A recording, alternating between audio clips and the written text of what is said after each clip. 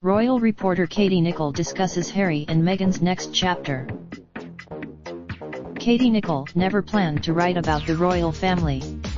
While covering for almost 2 decades, Nicholl has been chronicling the lives of the senior royals, following them on their engagements around the world, keeping on top of their every move, and trying to score as many scoops as possible. She credits her. Nicholl has used her reporting experience to write 6 books about the Fab Four, including her most recent, out April 9th, which documents Harry's life since he was a little boy leading all the way up to how he met Meghan, their wedding, and the next chapter with their child. $11.59. Here, in an exclusive interview with MarieClaire.com, Nicholl discusses how she managed to write Harry and Meghan in real time during the couple's whirlwind romance, and what's next for the royals as they await the arrival of baby Sussex. Marie Claire, what was the most exciting part about writing Harry and Meghan? Katie Nicholl, it was a wonderful opportunity for me to not just be an author, but a journalist, and really get to the bottom of how they met, who introduced them, where they had their first date, and all of those fascinating and compelling details. Then, of course, MC, did Will and Kate's wedding feel different than Harry and Meghan's? Kate and William's wedding at Westminster Abbey was different. Windsor enabled Harry. MC, what were some of the more challenging aspects of writing this book?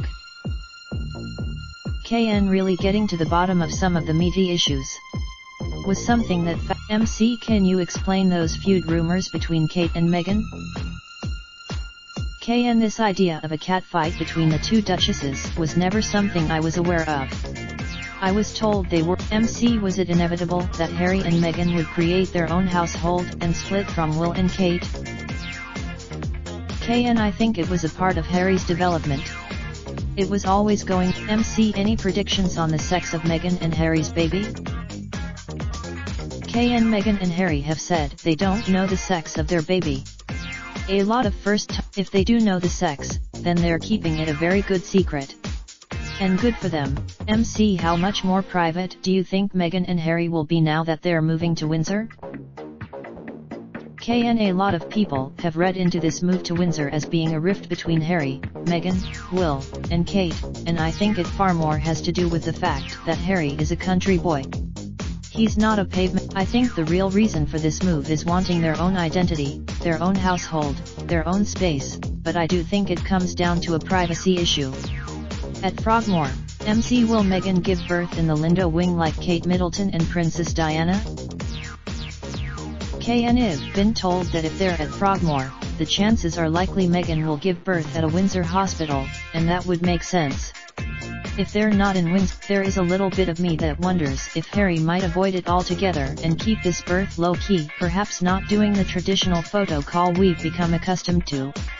Maybe we'll have a MC, will we be seeing baby Sussex even less than Prince George, Princess Charlotte, and Prince Louis?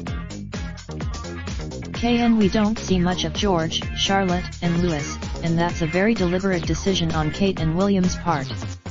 They want their children. Remember, this baby is not going to be a future king or queen. It's further down is available on April 9, 2019. Read an exclusive. Raindrop, drop top, top smoking, no cooking the hot pot. Fucking on your bitch, yeah, that. Looking up, open the park, pot.